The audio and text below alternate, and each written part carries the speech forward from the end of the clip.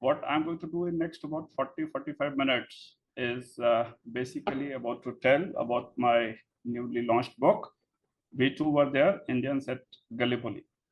Title, I have deliberately kept We too were there because the contribution of Indian troops, their valor, their sacrifices have generally been overlooked during the past about 100 plus years.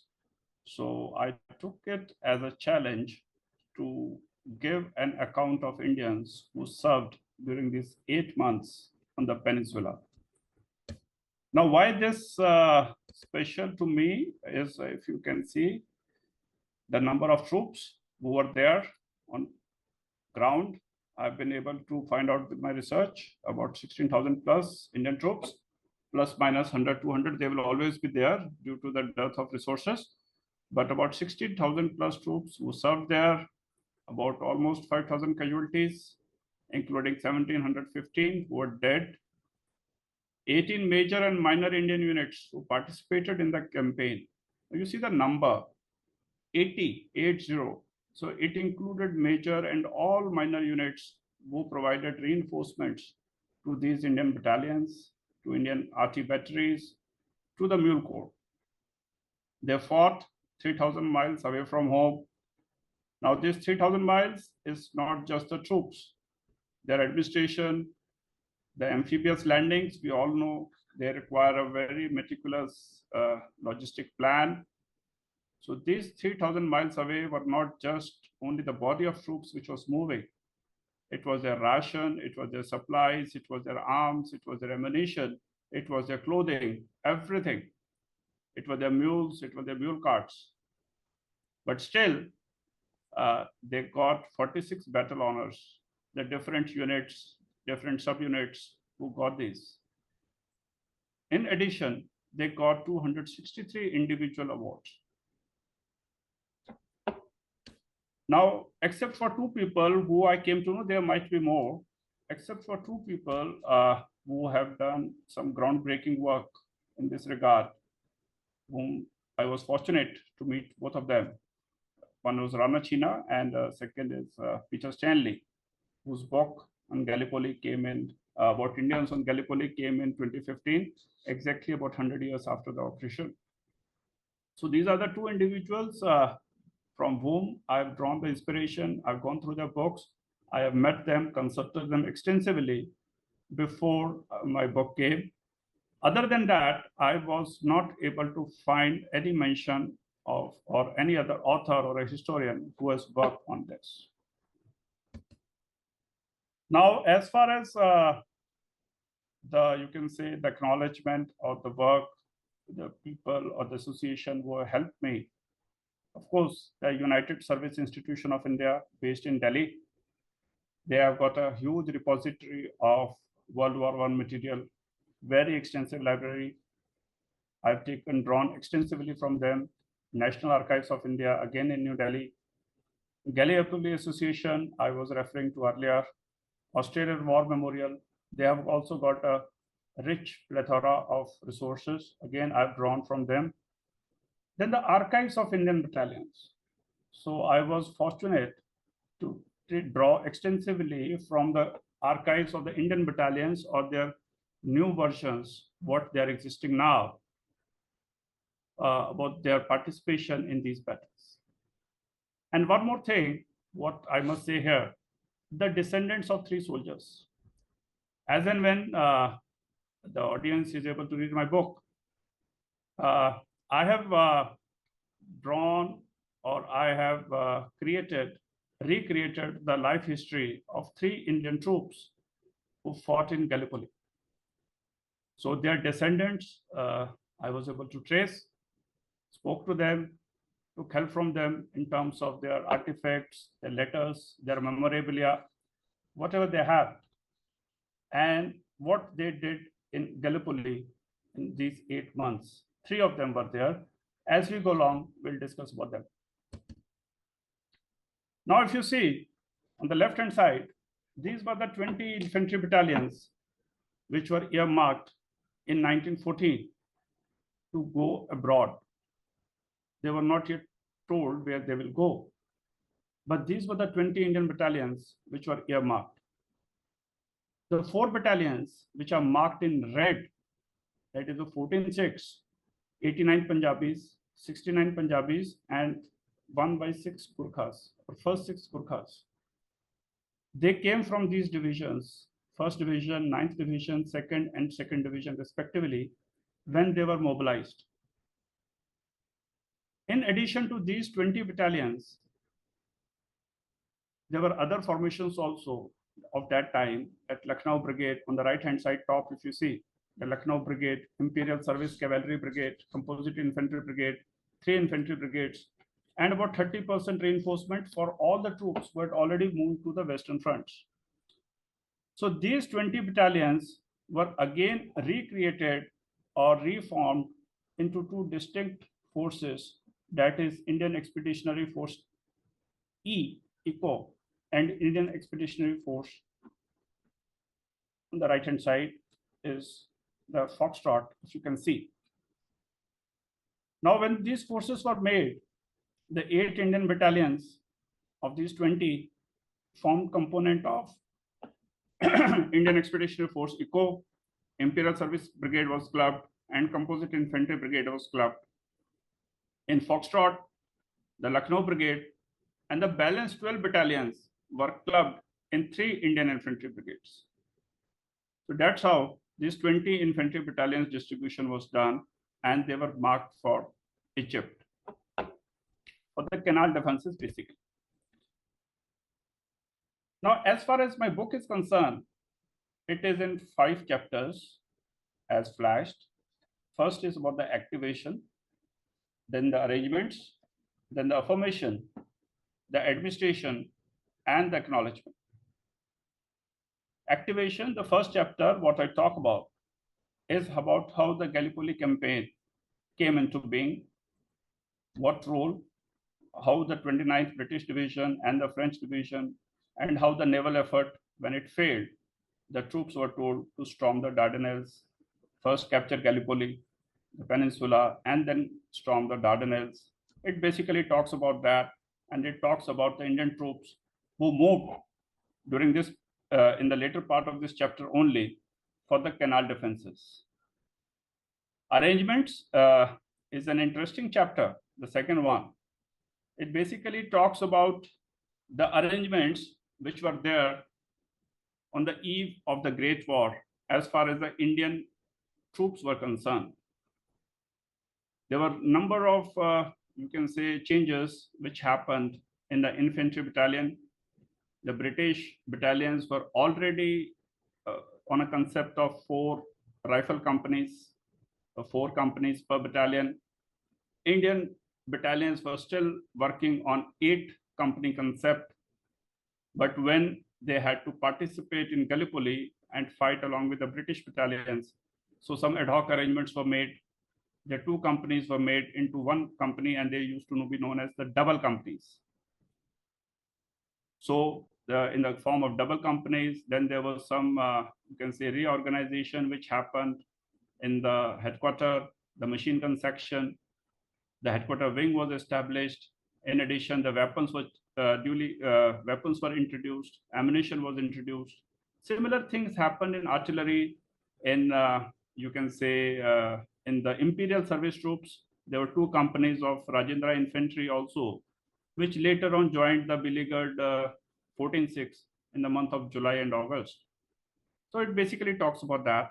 It also talks about Burma Military Police, an important component which supplied troops or which reinforced the Indian battalions during their 8-month stay there.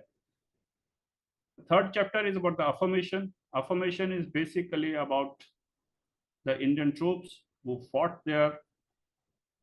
Basically 2 major operations I have covered. The 3rd Battle of Krithia, that is on 4th of June, and the August offensive, which Indians launched along with the Anzacs. Administration, this was important, not yet covered. I did a lot of research for that in terms of their rations, their supplies, their logistics, arms, ammunitions, weapon systems, their pay allowances, how the Indian troops moved from there, what were the pay and allowances here, what did they get there, what were the anomalies between the pay and allowances or their field allowances or batta, what it was called in local term, between when the troops were participating or were fighting along the Western Front and the troops who went on Mesopotamia, Egypt, and the Gallipoli. Later on, some troops from the Western Front were redirected to come to Gallipoli. Again, there was issue of pay and allowances which came up. The battalions which came from Western Front were drawing higher rates of pay.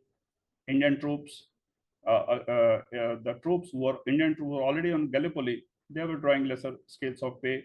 So there were some issues which I have covered. Last is the acknowledgement. Fifth chapter talks about the three Indian soldiers who fought there. The first one is Sepoy Uday Singh. Gallipoli Association has a lot of material on that.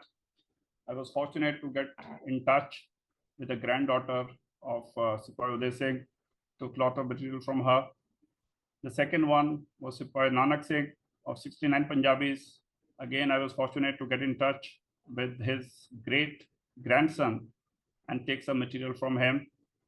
And the third one was Subadar Gurmukh Singh of Burma Military Police, who again joined as reinforcement from Burma Military Police to 14-6 while they were on Gallipoli. Here also, I was able to get in touch with his great-granddaughter, who is in UK itself, and take some material from her as well. So without the support of these three personalities, it wouldn't have been possible to recreate the life of those three people. In addition, it talks about the Ramazan incident, the ship, the merchant vessel, which got sunk on the early morning hours of 19 September 1915, in which 277 Indian troops lost their lives. That plus the casualty analytics, which I'll come subsequently as we go along. This, we are aware, the broad layout of where the Gallipoli Peninsula is, the Dardanelles Strait, Krithia, Cape Helles, the Anzac Cove. We are all aware of this. I'll not spend much time here. Now coming on to the Indians per se who fought there. Now if you see the 29th Indian Infantry Brigade with Brigadier General H.V. Cox as its GOC, it had 4 battalions, 14-6, 89 Punjabis, 1-6 Gurkhas and 69 Punjabis.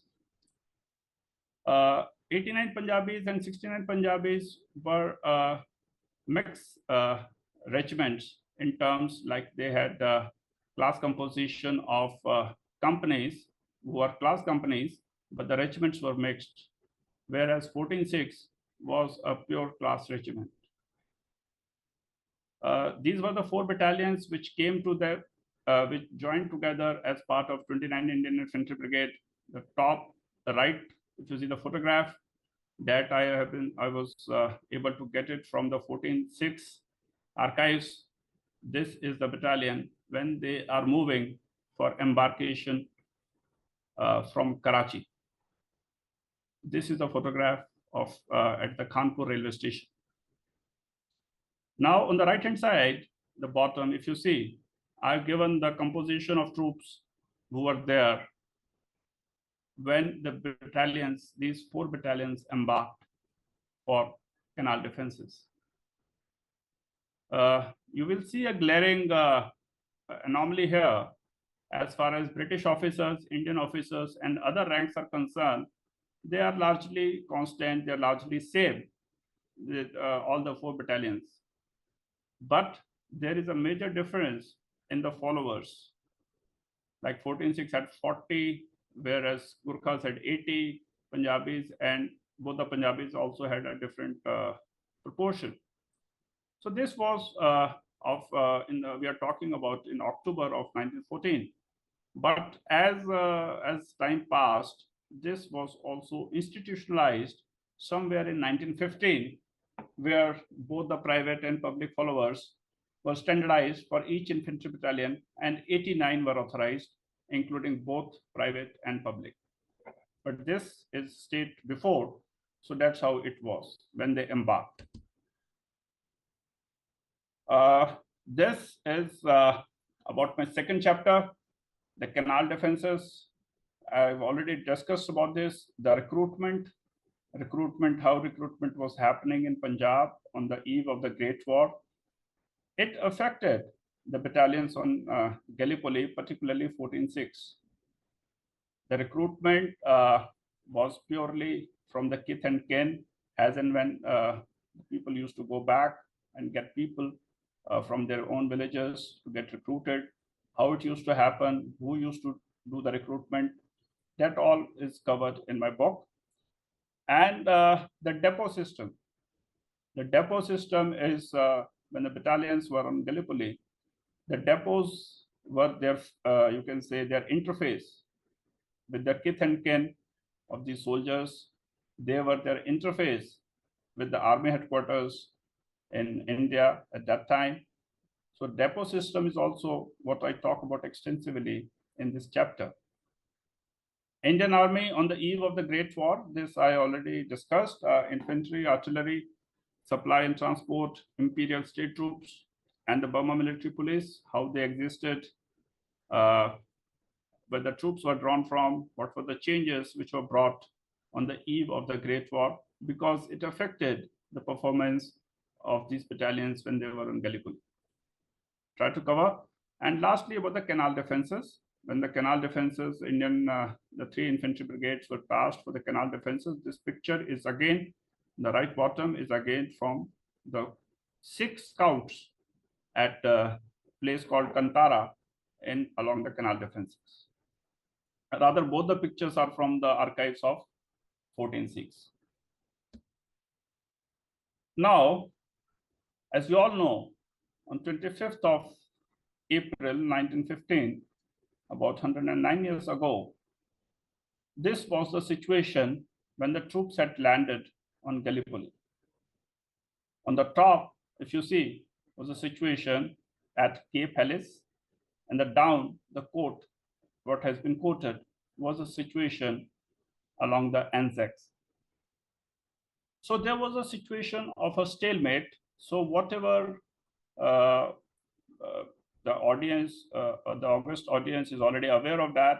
People who are associated with Gallipoli Association, they are aware of this.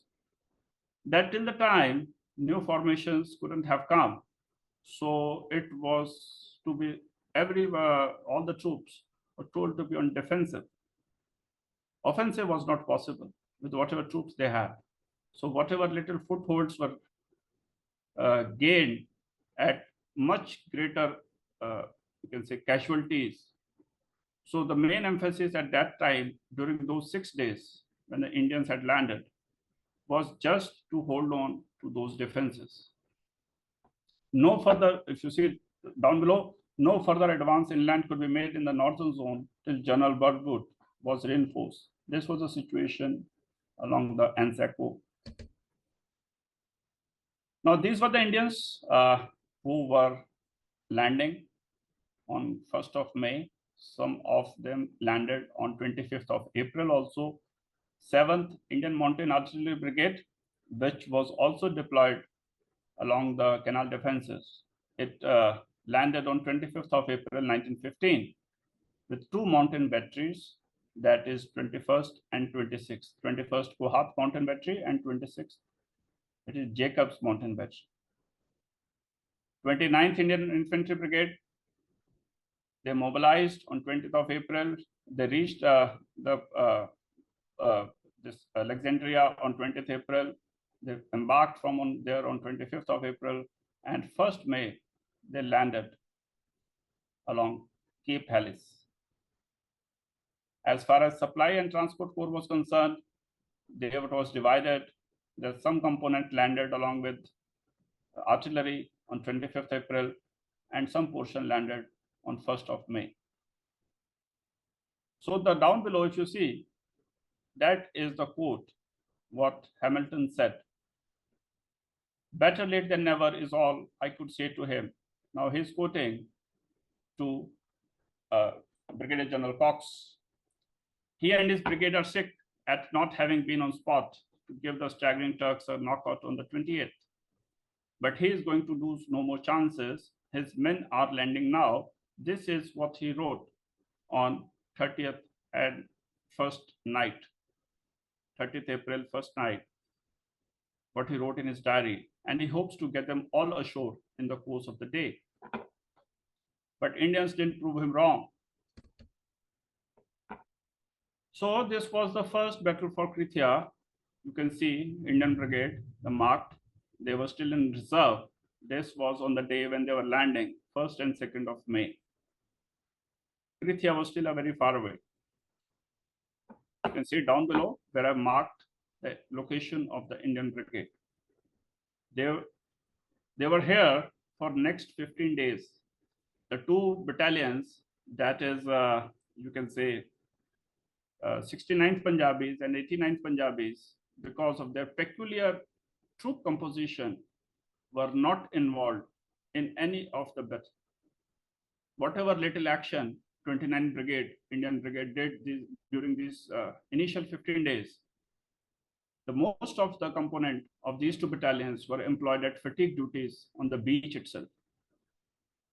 Some companies were used to supply, you can say, resources or to the frontline troops of Sikhs and you can say the 1/6 Gurkhas, but majority of troops stayed back. This was for the second battle of Krithia. Indian troops, Indian Brigade moved ahead slightly from their previous location, but still were kept in reserve only. They saw small actions, but largely they stayed in reserve. Now, this was the major battle. This was the third battle of Krithia. The beginning of before we began this session, I was hearing Sarah telling something about Gully Ravine. So here you can see that, the right bottom top, the right top. And what you can see on the right bottom are the Sikh troops ready for move on the fateful day of 4th of June.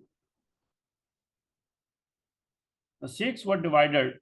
There are two double companies. The second double company, and the fourth double company are as flashed. They were to lead the assault, and third and one were in reserve. The fourth double company was supposed to act in close coordination with 80th Infantry Brigade on the right side, and the second and third double companies of Sikhs were to take care of the left-hand side. Gully Ravine was a dividing feature, as marked with black on the right, on the center of these two companies.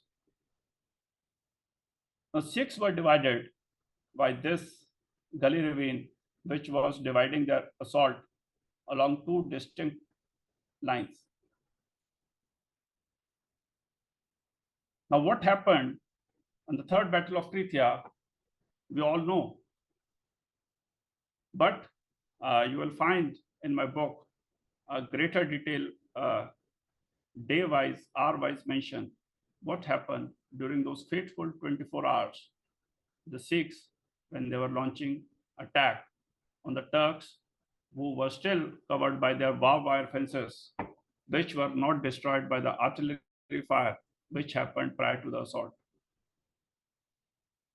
Now, if you see on the left-hand side top, the casualties of the Indian Brigade, due to the moving out of two Punjabi battalions, two British battalions were also forming part of this. 1/5 Gurkhas had also joined them by this time. See, Sikhs from 4th to 5th of June, they lost 364 people, casualties. From 1st to 3rd of June, 7, whereas 4th to 5th of June, 364. Now, the quote, which I will take some time to explain. Give me a minute, please. Hamilton wrote, "In the highest sense of the word, extreme gallantry has been shown by this fine battalion. Not an inch of ground was given up, not a single straggler came back. The ends of the enemy's trenches leading to the ravine were found to be blocked with the bodies of the Sikhs and the enemy who died fighting at close quarters. And the glassy slope is dotted with the bodies of these fine soldiers, all lying on their faces as they fell in their steady advance on the enemy."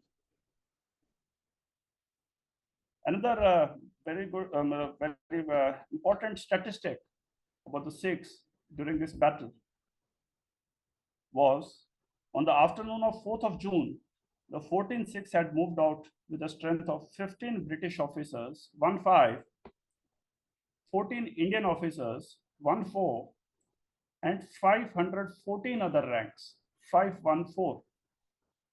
When the withdrawal was effected, the next day, the battalion was left with only 3 British officers out of 15, 3 Indian officers out of 14, and 134 other ranks out of 514. And within a span of 24 hours, had lost 80% of its officer strength and 74% of its rank and file. This was the severity of the attack which the Sikhs had launched during the Third Battle of Krithia on 4th and 5th of June 1915.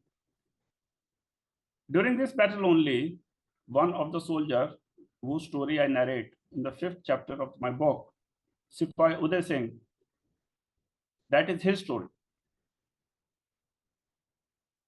The right-hand side, if you see, these were the reinforcements, the right-hand side top, these were the reinforcements which these battalions were getting from their associated battalions, like 14-6 was clubbed with 15-6. So whatever reinforcements they were getting were from the respective attached battalions. On 3rd of July, 1915, of their authorized establishment, 14-6 had only 30% of their strength available. Other 3 battalions, by this time 210 Gurkhas had also joined the Indian Brigade, were relatively better. It happened during the month of July twice that all 4 battalions of the Indian Brigade were combined to form a homogeneous team to fight a consolidated battle because the troops were not there. So this happened twice in the month of July. With so many casualties of the Indian battalions, the right-hand side photograph, if you see, that is I've taken from the Australian War Memorial, and that is a picture in which the troops are landing to go back for the rest, refit, and recoup in the month of July. This was what the GOC of 29th Indian Infantry Brigade had suggested to Hamilton when he said, "Now is not a situation for me to fight a comprehensive consolidated battle. Labor must be much wanted at various places, such as Mudros. Also, after a short period of rest, I suggest that we might send back to the front a small corps of highly trained scouts, say 100 men with 2 British officers." But still they wanted to send some people to fight in spite of so many casualties. August offensive, we are well aware why it was launched, offensive through north of Anzac Cove. They wanted to consolidate the Anzac position. Cape Helles was at Stalemate, capture Saribir, and isolate Cape Helles from north. This was the main plan for the August offensive. 6th of August, 5th and 6th of August is when the Indian Brigade landed on Anzac Cove after their short period of rest, refit. Then again, they were formed into 2 components, left assaulting column, right assaulting column. Right assaulting column had 29th Indian Infantry Brigade, along with one battery of Indian Mountain Artillery Battery. And the other Indian Mountain Artillery Battery was along with the left assaulting column, where New Zealand Brigade was there. So this battle also I have covered. Again, this was on 8th of August. So after a continuous battle for 3-4 days, starting from 5th, 6th of August till 8th, 9th of August, the consolidation for Hindal Q or Sari Bear was still a distant cry. It was not happening in spite of number of offensives which were launched on 6th, 7th, 8th, and again on 9th. So in all these offensives, small scale offensives, India lost a number of people. Then came November, and this is how it happened. 14-6 trenches after the snow blizzard, which happened in November. Frostbite, these are some of the Gurkha troops who were suffering from frostbite after the snow which came. In the right top, you see headquarters of the Indian Infantry Brigade, which is there. And then the last, you see the day induction, which was happening in the month of December. Now, the fourth chapter talks about all these weapons, ammunition, what Indians had, what artillery guns had, the uniform, the clothing, their web equipment, rations. Rations was very peculiar for Indians. They had a very peculiar food habits. They had very peculiar separate community kitchens. Cooking was separate. Their food habits were distinct amongst all the troops. And it was never a consolidated cookhouse which was cooking the food, unlike now. So they were cooking in their wherever in the trenches itself. So the problem was for the rations to be delivered to the front line. So that is where the mule and the supply and transport corps, or the mules, which came into being. Casualty evacuation, medical arrangement.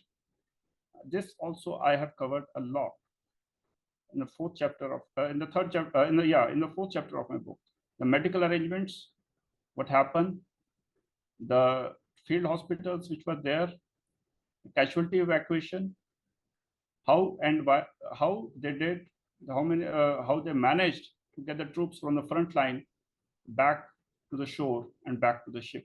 Field post office, it played a very important role. Indian field post office was there, what they did, how they managed to get the dark of the post down to the battalions, Indian battalions which are deployed.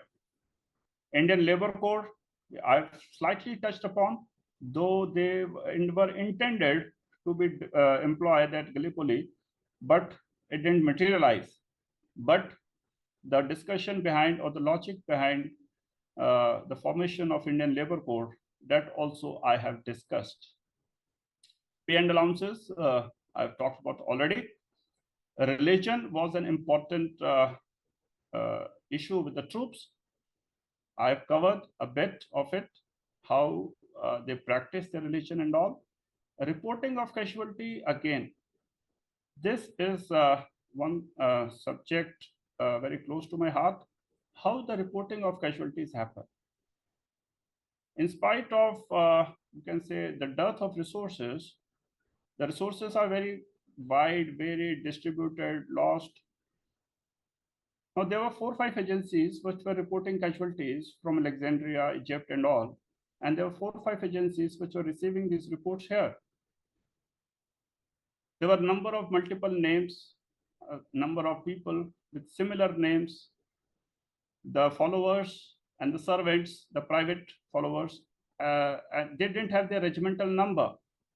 So when the regimental number was not there, it was difficult to correlate it with a casualty. And hence, that's what Peter Stanley also mentions. It is a difficult proposition to correlate each casualty with a name and which type of casualty it is. I've tried to do that. I'll cover as we go along. Numbers and names to the nameless and faceless souls. These 3 individuals, I have already covered about them. Sipai Uday Singh, 14-6, made famous by the Third Battle of Krithia. His, you can say, valor, his sacrifice, but he left army after the war, Sipai Nanak Singh, he landed on 1st of May along with 69 Punjabis, and Subadar Gurmukh Singh of Burma Military Police, who joined as reinforcement from Burma Military Police to 15-6, and from 15-6 he went to 14-6 while they were deployed on Gallipoli. A word about Anzacs. This is, you can say, this is helping our boys in Turkey. This is the newspaper, which this is a snapshot of a newspaper which came before the Indians landed on the Gallipoli. This is an Australian newspaper in which it talks about the characteristics of the different Indian troops, the Sikhs, the Mohammedans, and the Gurkhas. And the title was Helping Our Boys in Turkey. This is a snapshot of a newspaper of the time. Another thing which I was able to, you can say, as part of my research, I was able to, you can say, find out is about a Sikh in Australia. There are multiple accounts.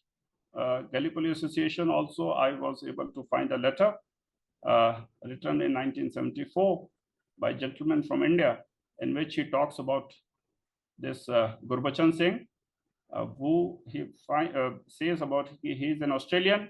He was along Anzacs, and there is a mention of Gurbachan Singh, again in Australian records, who also went to, who got enrolled in Australian Army and then went to fought in Gallipoli. Whether these two are same, that I was not able to connect the dots, but I have made a mention of it. Now the Indian major and minor units which fought on the peninsula.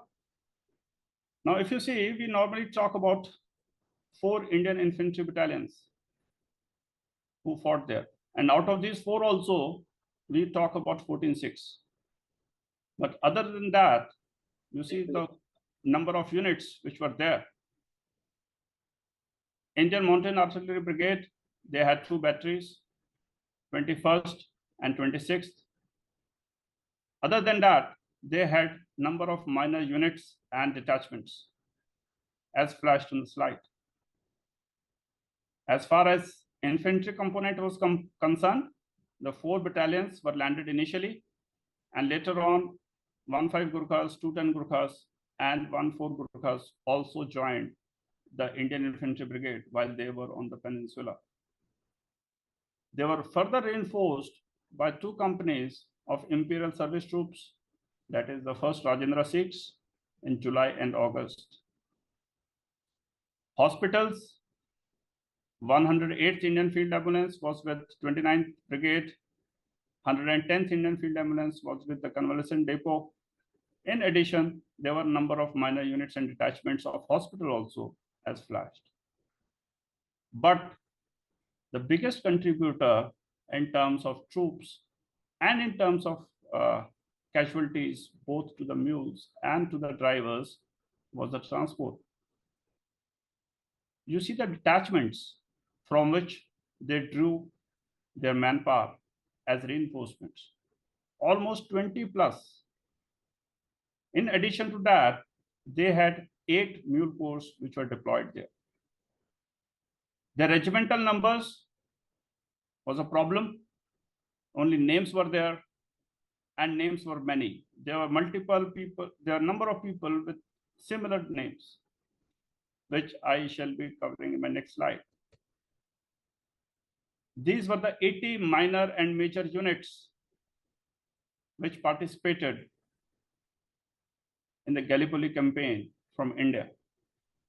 Normally, we talk about only 2-3 infantry battalions or RT batteries, but these were also the detachments or the minor units, subunits, which contributed in terms of troops when Indians were there on the peninsula. Now, this heat map, if you see, this depicts the casualties. Bigger the rectangle, bigger are the casualties. Sikhs suffered the most on the left-hand side, then 1-6 Gurkhas, 2-10 Gurkhas, and accordingly on the right-hand side. Almost 5,000 casualties which Indian troops had. Out of them, almost 1,800 people were there who laid down their lives. As I was alluding to it earlier, this is just one name. What I made a slide for this August gathering. So this is a name, Bostan, very common name during those days. Now you see 16 people are there, which I was able to take it out from the National Archives of India or from the unit diaries of the time. Now all these 16 people, slightly wounded, severely wounded, killed, died of wounds. Now this was the type of the confusion which was there at that time to know who was who. There were multiple letters, multiple correspondence which happened between the unit, between the Casualty Bureau, which was at Shimla at that time, between the Adjutant General Office, between the depots, who wanted to know if this Bostan is severely wounded or died, who is he? There was no answer. This is just one name. There were a number of people who were like that. In addition, now here you see, these are the Indian officers. There were 97 casualties by name, which I was able to take out with the respect of different units which participated on the camp during this 8-month stay on Gallipoli. Out of 97, 34 were killed or died due to various reasons. All these 97 details find a mention in my book. SS Ramazan, this issue also I have covered in detail. On the left-hand side, if you see, there were 734 Indian rank and file which moved as reinforcement from India for these Indian battalions which were on Gallipoli. This was in August of 1915. 734 rank and file, 54 followers, 8 Indian officers, 2 British troops, and 11 British officers. Out of these, a subset of these was moving to Gallipoli when their steamer ship, by the name of SS Ramazan, was struck by torpedo from a U-boat in the early hours of 19 September 1915. 277 Indian troops lost their lives in that. And this was a news on the right-hand side, which was carried by the New York Evening Post on 29 September 1915, 10 days after the incident. These 277 casualties also find a mention in my book. Now coming on to the total strength of Indian troops who were there. 10,799 Indian officers, Indian troops, followers. Of all these units, I was able to gather, able to collate, able to correlate with the details held with the various resources. Now what I did, total Indians which served on the peninsula, I was, because the casualties which were being earmarked were being divided, differentiated into 5 distinct categories: wounded, unwounded, slightly wounded, severely wounded, seriously wounded, died. I collated all of them, taken from the casualty appendices which are available in the National Archives, created a massive database of almost you can say about 2 lakh plus data points, checked, rechecked, and confirmed with every detail. And people who were slightly wounded and were not evacuated, I gave them back to their battalions. They did not move out of the peninsula as their injuries were not severe. So total Indian casualties, as you see, 145 Indian officers, 3495 troops, 745 followers,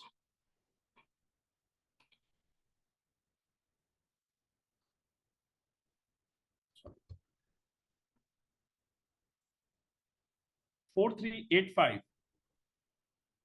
You add the casualties of Ramazan and the total Indians on peninsula approximated, which I was able to get a fix on that, is about 16,000 plus. I am almost at the end of my presentation. Now, what are the tangibles and intangibles of the research? This was a target with which I started about 3.5 years back. The recognition to the valor and sacrifices of the Indian troops. I did not find mention of it except for 2 persons who wrote extensively on that, Peter Stanley and Ramazan. Third Battle of Krithia and the August Offensive, it has been written extensively by the Western military historians, very extensively, but I have tried, or I have rather endeavored to give it an Indian perspective to include their administration during this battle, the third battle, and the August Offensive. SS Ramazan, I have adequately covered what happened, how many people died, names, details, and all are in there in my book. Administration, I have touched upon. Administration was an important facet.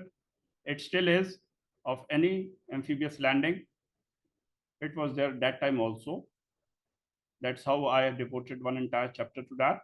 3 Indian soldiers tried to recreate their life story, how they enrolled, how they joined army, where all did they go before they found themselves on Gallipoli.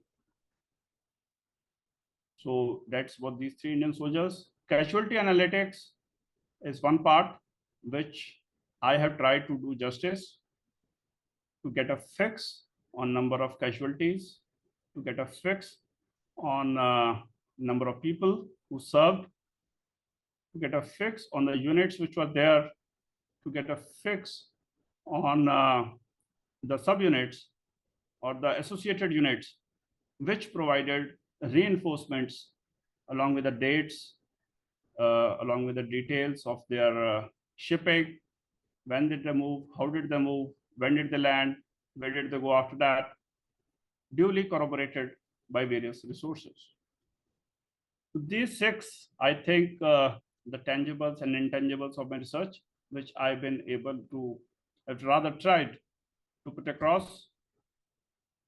So I have taken about 45 to 50 minutes. I come to the last slide of mine, and this is the cover page of my book. As of now, the book is not, I just had a word with the publisher also before I came into this meeting. As per him, it's going to be shortly available in UK also, in all the rather platform of Amazon on the different countries. But as it's available in India as of now, it just came in market on 12th of September. But I would love the audience to go through it and give genuine reviews about it. I've tried to do justice to the valor and sacrifices of these forgotten Indian soldiers who fought on this peninsula about 109 years ago.